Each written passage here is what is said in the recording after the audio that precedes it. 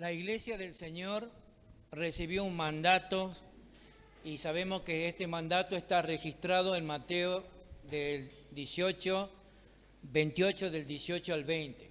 Según la Nueva Versión Internacional, dice: y acercándose Jesús les habló diciendo: toda autoridad me ha sido dada en el cielo y en la tierra. Id pues y haced discípulos de todas las naciones, bautizándolos en el nombre del Padre y del Hijo y del Espíritu Santo, enseñándoles a guardar todo lo que os he mandado, y he aquí, yo estoy con vosotros todos los días hasta el fin del mundo. En otras palabras, la iglesia fue creada para eso. Esa es la gran comisión de la iglesia.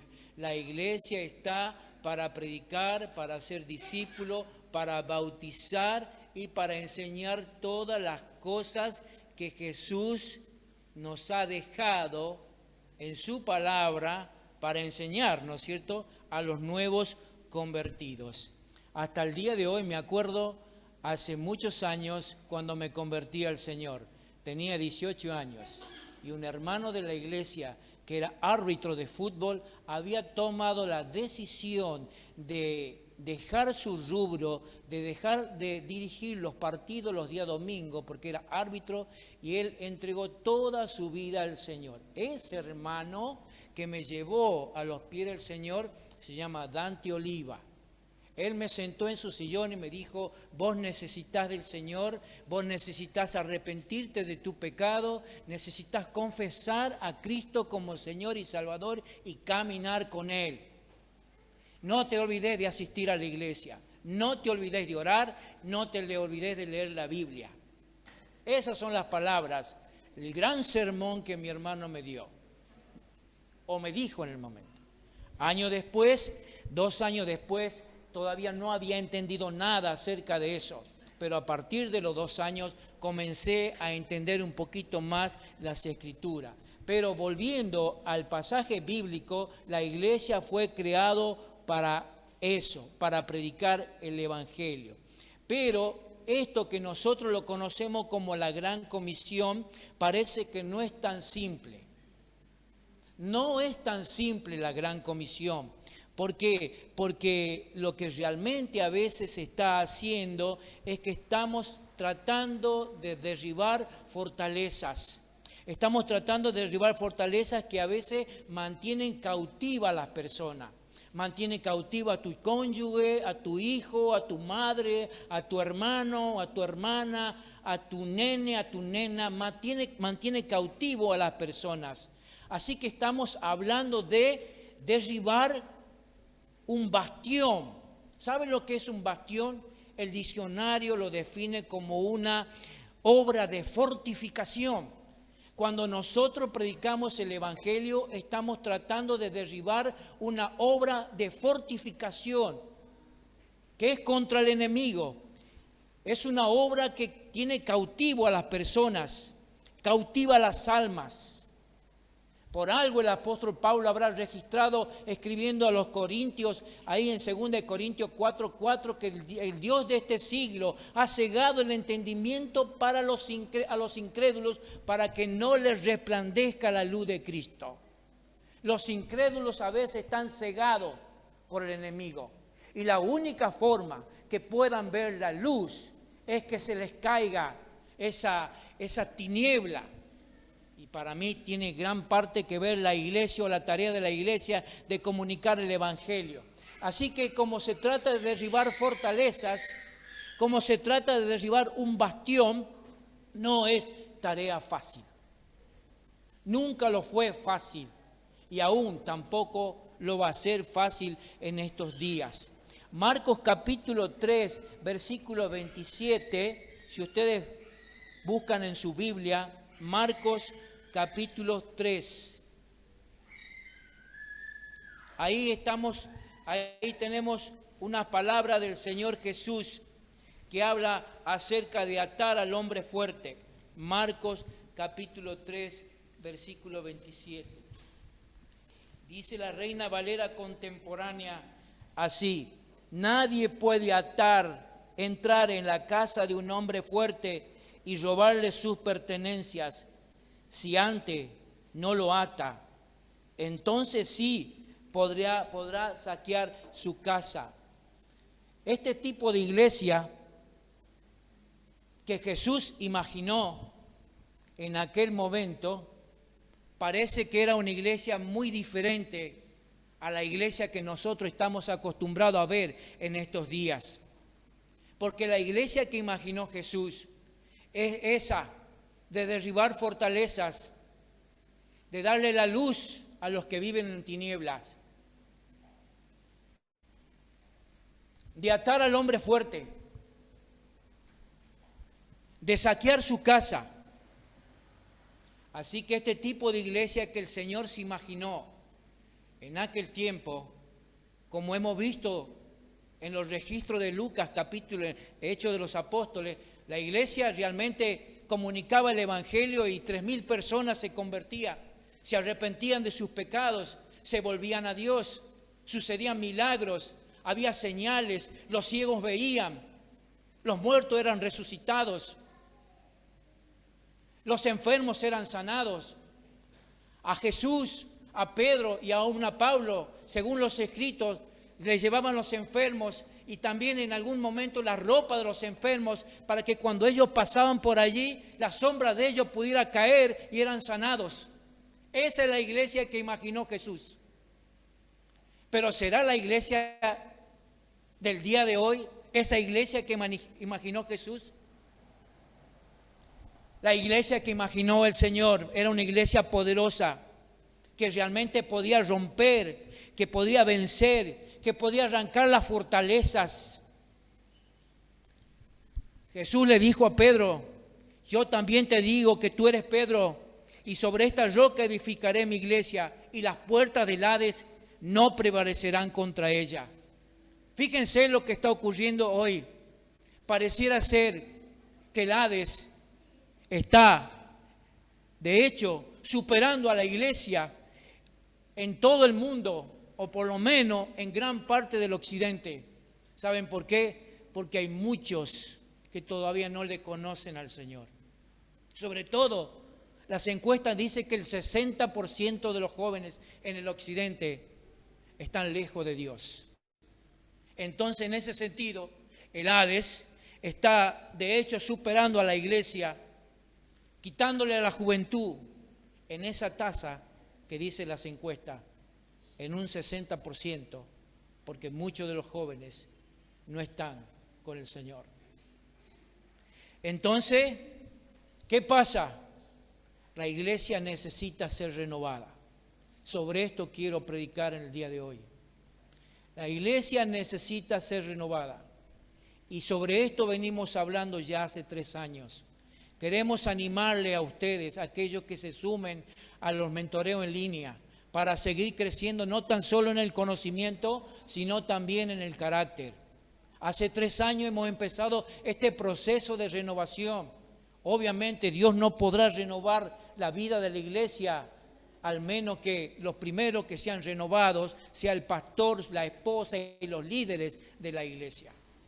Así que estamos tratando de animar, de incentivar a cada uno de ustedes que se puedan sumar al mentoreo en línea, para que la iglesia pueda ser esa iglesia que destruye la fortaleza, que pueda vencer y arrancar a las personas de la fortaleza que a veces lo tiene, podríamos decir, esclavo el diablo. La iglesia necesita renovarse. ¿Saben por qué necesita renovarse la iglesia? Porque una vida renovada o una vida abundante siempre es notable y siempre es atractiva para las personas que no son salvas. Cómo me encanta escuchar cuando a veces dice: miralo vos, fulanito de la par era borrachín, no había fin de semana que no la pasaba en estado de ebriedad. Y ahora, de que ha comenzado a frecuentar a los evangélicos, ya no toma más. Ya no lo veo más borracho, su vida está cambiando, su familia también está cambiando. Esos son los testimonios que estamos a veces deseando escuchar de lo que Dios hace en la persona. pero más son los testimonios de otros que a veces nos impactan y que manchan el Evangelio de Cristo.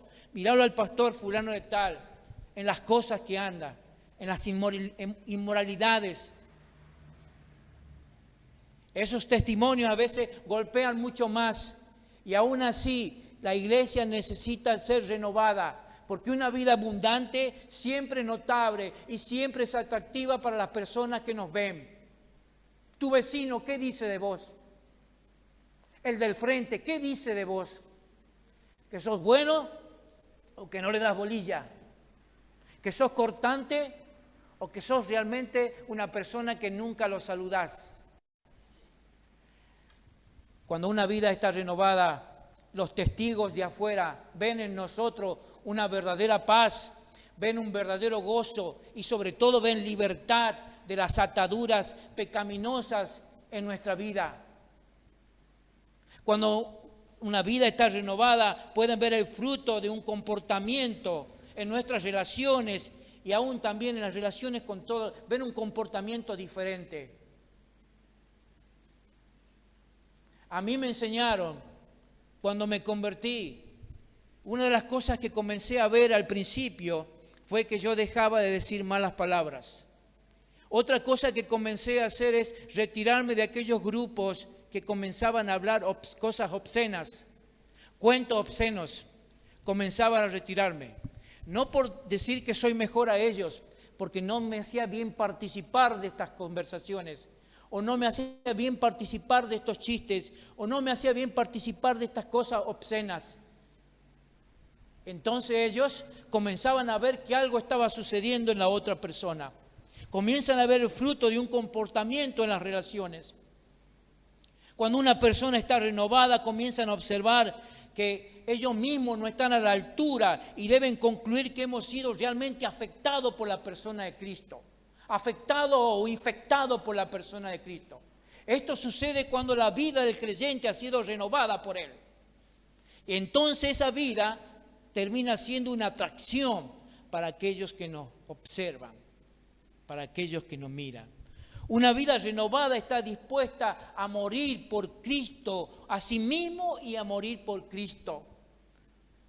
Qué bueno es cuando Jesús le dijo a su discípulo en Mateo 16:24, le dijo Jesús a su discípulo, si alguien quiere ser mi discípulo, tiene que negarse a sí mismo, tomar su cruz y sígueme.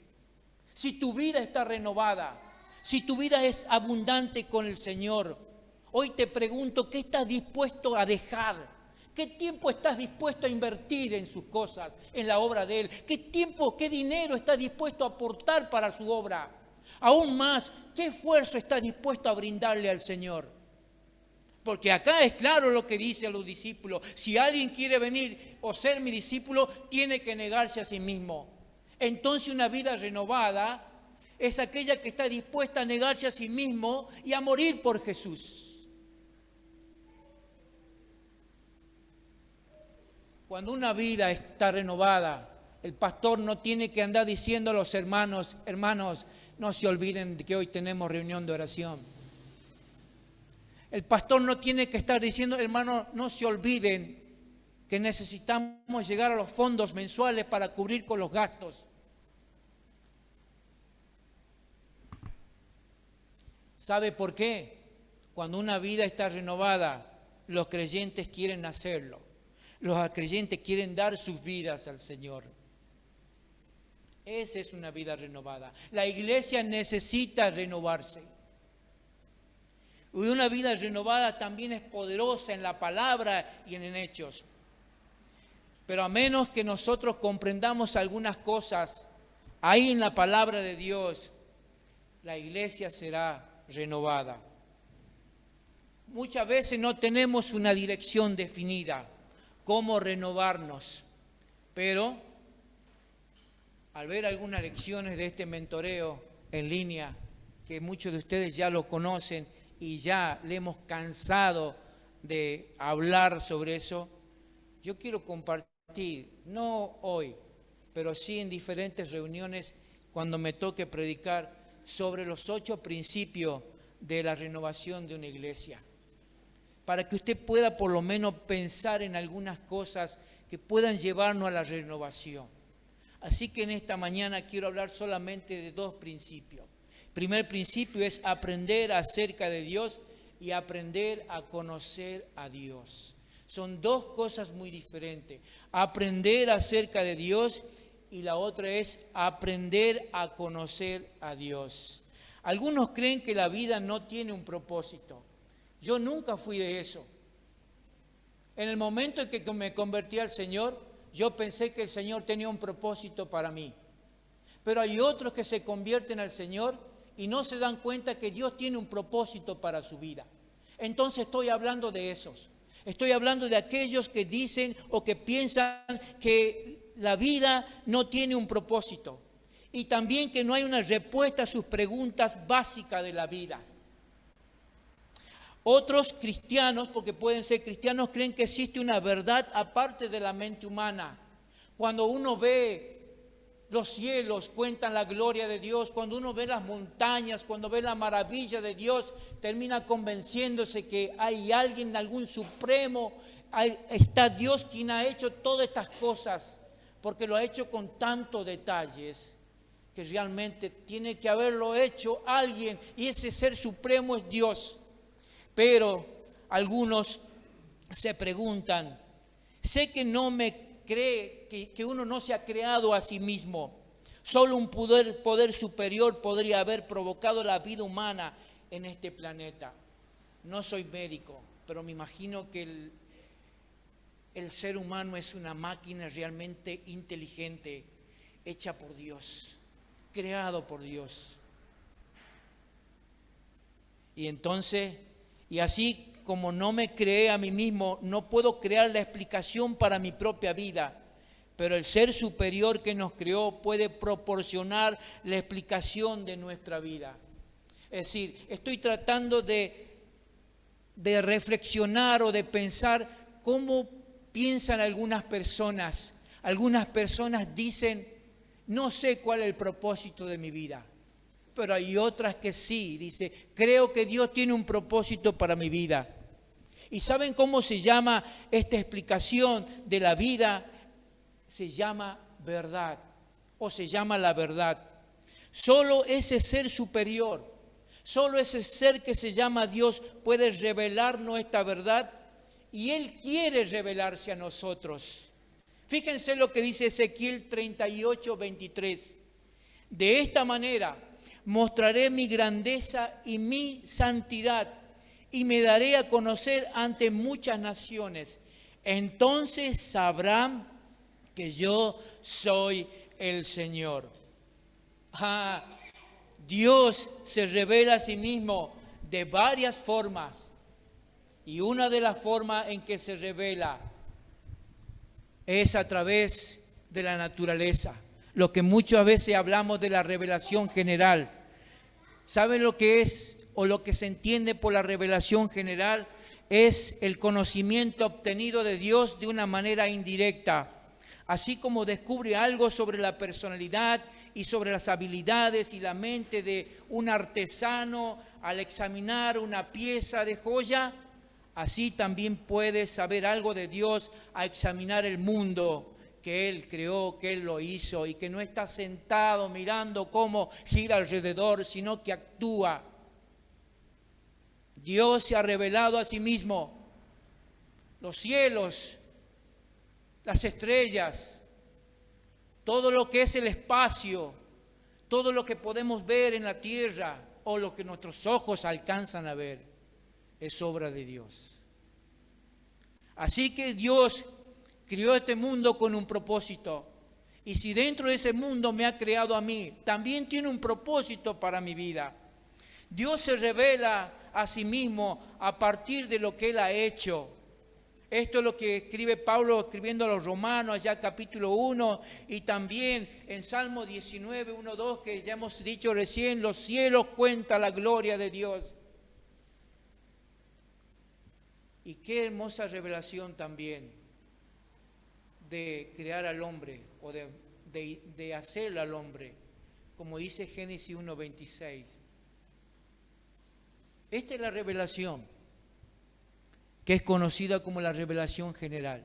Dios se ha mostrado a los seres humanos de una forma indirecta, haciendo estas cosas, creando el hombre, creando los cielos, creando todas las cosas que Él hizo. Pero también Dios se ha revelado de una manera escrita y de una manera especial.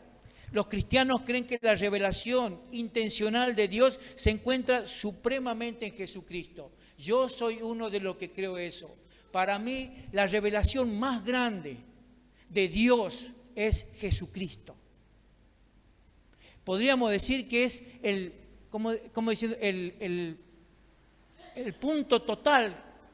Ha sido Jesucristo la revelación de Dios a la humanidad.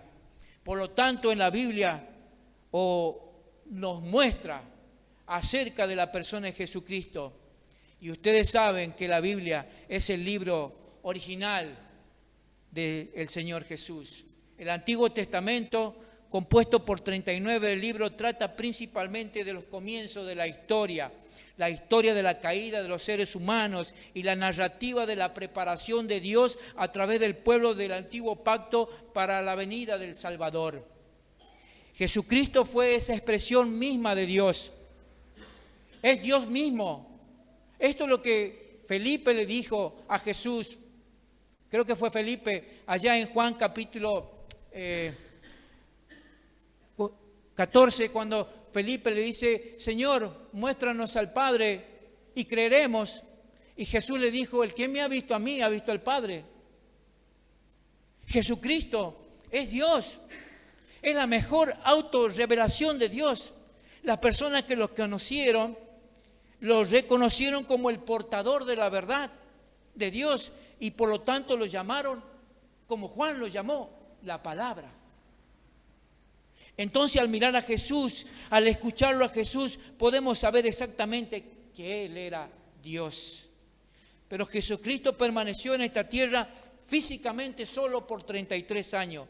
Y esto significa que después de su partida, ese conjunto de revelaciones que había traído a los humanos se habría perdido para las generaciones posteriores.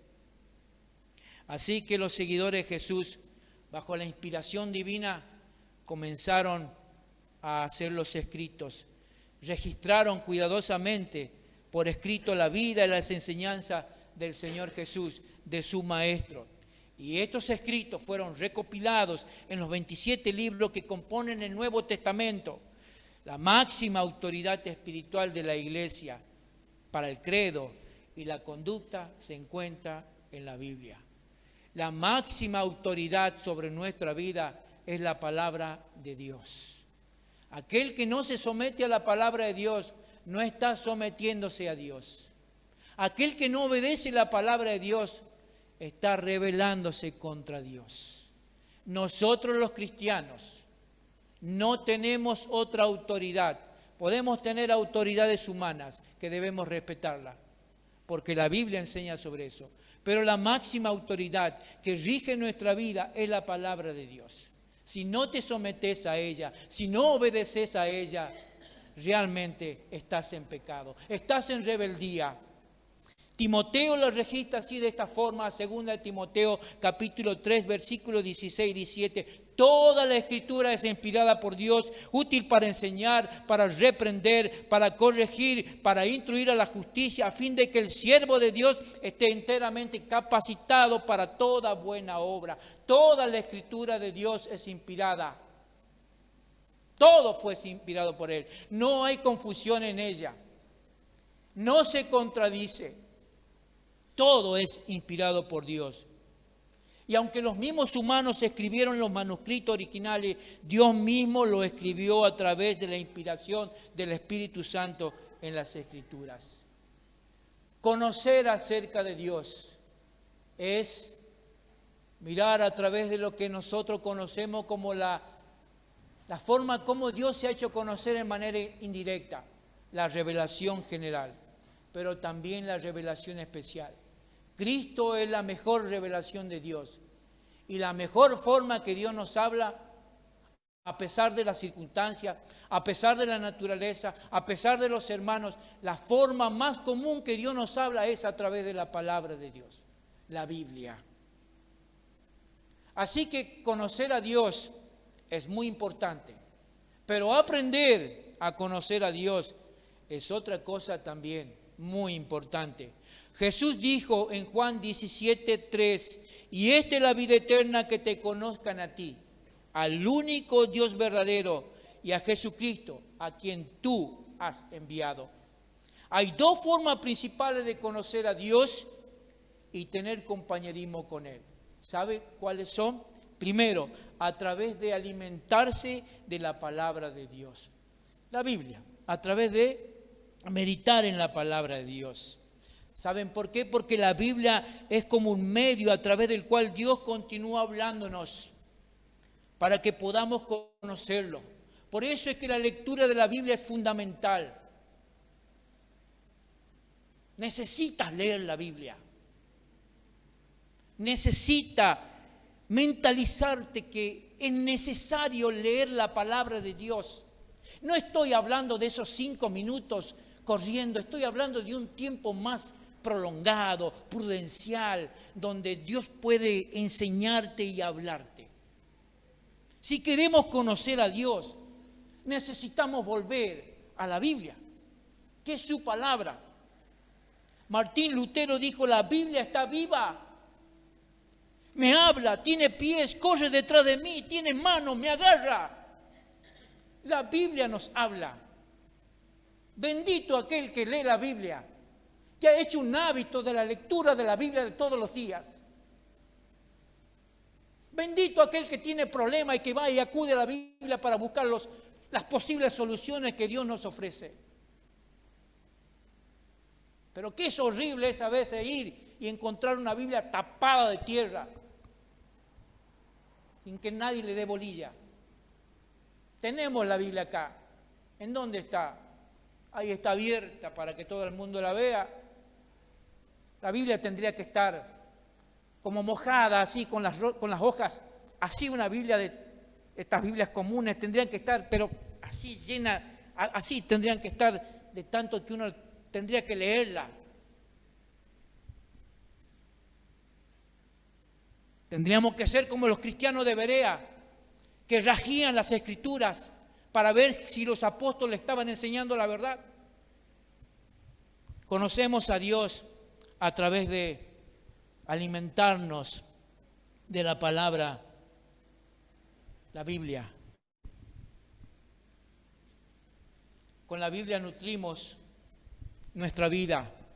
Juan 6:63 dice: el Espíritu da vida, la carne no vale para nada. Las palabras que le he hablado son espíritu y son vida. Las palabras de Dios son vida para nosotros.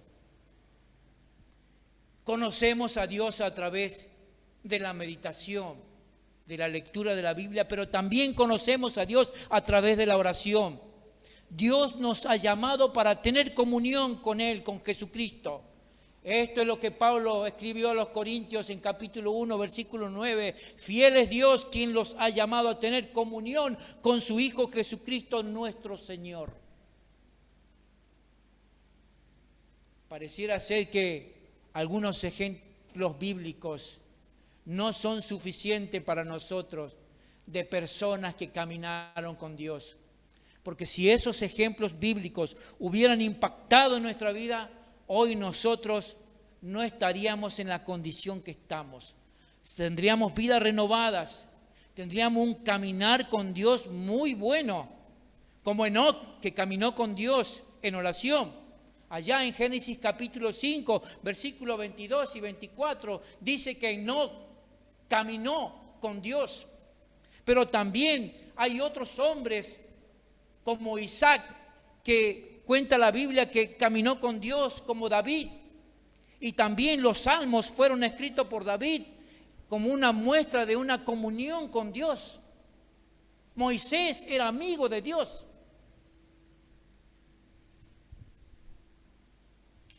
Obviamente que también hubo mujeres que eran devotas y amigas de Dios. Si las mujeres no hubieran existido, quizás ellas fueron los primeros que fueron testigos de la resurrección de Jesús. Estoy haciendo énfasis realmente que necesitamos aprender a caminar en comunión con Dios a través de la oración.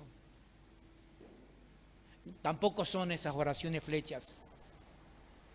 Tampoco son esas oraciones 5 minutos. No estoy hablando de las palabras repetitivas. No estoy hablando de orar para ser visto que oramos. Estoy hablando de algo más profundo. De eso cuando uno entra en la cámara secreta, como dice Jesús, y ahí en lo que le dice al Padre en secreto, Él te recompensará. Él te escuchará.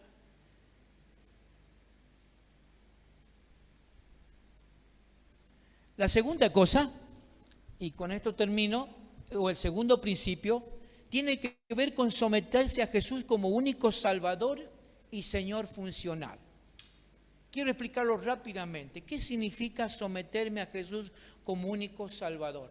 Estoy hablando para que una iglesia sea renovada, tiene que someterse a Jesús como único Señor y como Señor funcional.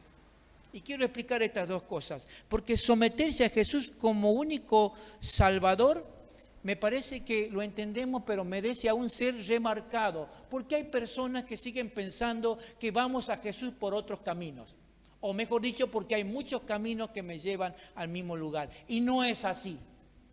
Porque la Biblia es bastante clara, y creo que Jesús tampoco fue muy ambiguo. Él dijo: yo soy el único camino, la verdad y la vida. Nadie va al Padre sino por mí. No hay otro camino para llegar a Dios, al menos que sea por este, Jesucristo. Aún también los apóstoles, ellos escribieron, o Lucas registró en el libro de los Hechos un pasaje bíblico que lo conocemos ahí con Hechos capítulo 4, versículo 12, donde dice: de hecho, en ningún otro hay salvación, porque no hay bajo el cielo otro nombre dado a los hombres mediante el cual podamos ser salvos. Eso significa ser Jesucristo es el único Salvador.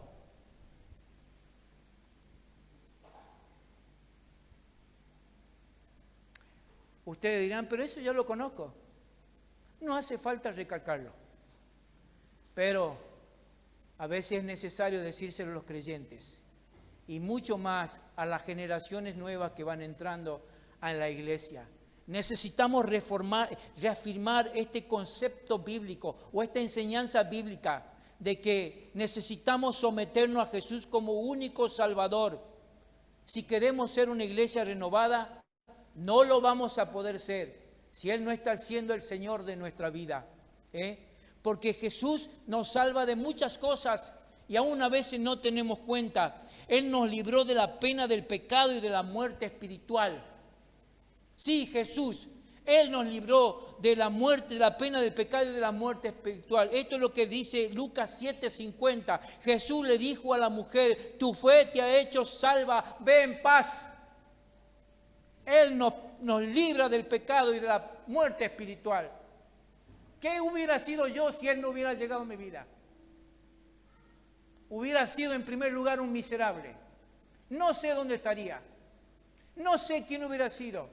No fui tan perverso ni tan malvado, pero aún así me hizo bien encontrar a Cristo en mi vida, porque Él me encaminó. Jamás me hubiera imaginado ser un servidor de Él.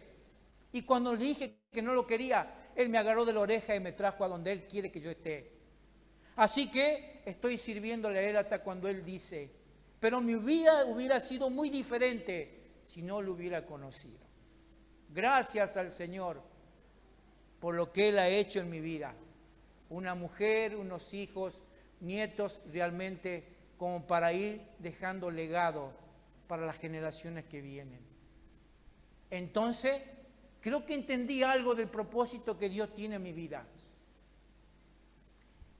Pero es necesario seguir predicando de que como iglesia necesitamos someternos a Jesús como el único Salvador. Jesús rompió el principio del pecado que nos ataba y que nos esclavizaba. Yo no fui rescatado de los vicios, no fui alcohólico ni drogadito, ni ninguna otras cosas a veces que pueden estar metidas las personas, pero aún así necesitaba que me sacara de la esclavitud donde yo estaba. Pero hoy en día, Él también puede romper el principio de pecado que te ata. A cualquiera. Cualquier cosa puede romper el que te esclaviza. Cualquiera. Obviamente si tú quieres que Él te domine o que Él te dirige. Y someterse a Jesús como Señor funcional. Bueno, ustedes saben de qué se trata. Se trata de que muchas veces hablamos, sí, Señor, tú sabes, Señor. Oh, Señor, cuánto me duele, Señor. Decimos tantas veces cosas al Señor, pero Él no es el Señor de nosotros. Eso es lo que estamos hablando. De que Él, una iglesia renovada, Él tendría que ser el Señor funcional. ¿Es realmente el Señor de nuestra vida? La mayoría de los cristianos sostienen que Jesús es el Señor y realmente es parte de la doctrina que nosotros enseñamos. Sin embargo, en la práctica, Él realmente parece que no es el Señor de las vidas o no es el Señor de la iglesia. Así que, mis queridos hermanos, sin más que decir, quiero hacerte algunas preguntas. La iglesia que el Señor ha pensado es una iglesia que tiene que derribar fortalezas, que tiene que arrebatarle de las manos del diablo a aquella persona que él tiene cautivo. La iglesia de aquel tiempo lo entendió bien e hizo. La iglesia del día de hoy, ¿ha entendido esto?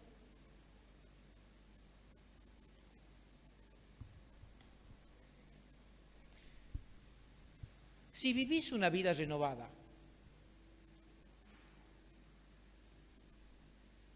seguramente el que vive a la par de tu casa podrá ser testigo de la paz y el gozo que hay en tu vida.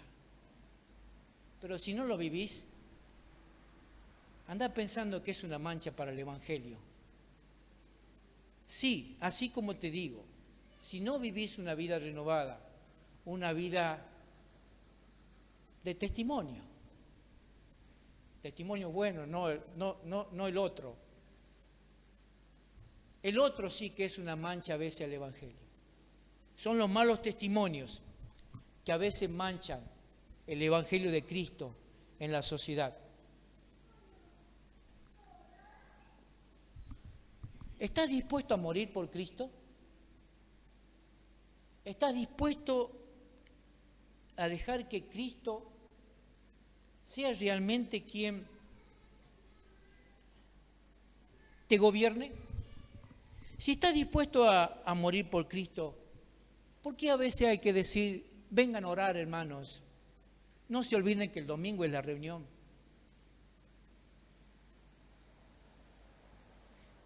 Si querés vivir una vida renovada, necesitas morir a sí mismo y especialmente morir por el Señor.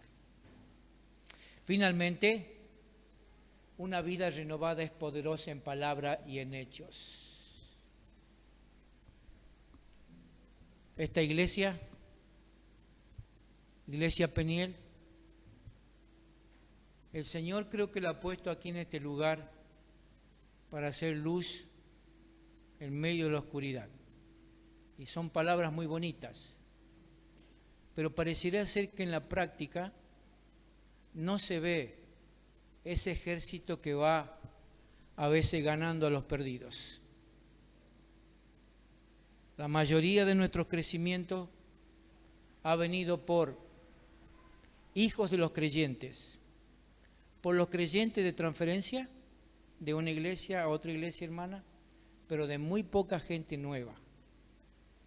Eso es la mejor muestra de que una iglesia no está evangelizando, no está compartiendo el evangelio con los perdidos.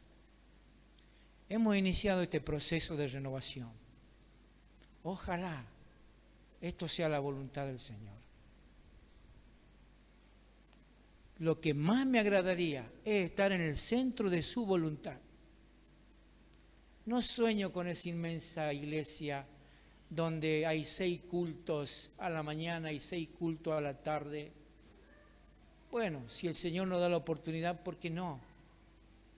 Pero sueño con estar en el centro de la voluntad del Señor. Y si esto es la voluntad del Señor, le queremos animar que nos sigan, que se acoplen al mentoreo en línea. Porque si Dios ha de renovar la iglesia Peniel, debe comenzar con nosotros mismos, a cambiar nuestra mente y nuestro corazón. Señor, te damos gracias por tu palabra en esta mañana. En el nombre de Jesús.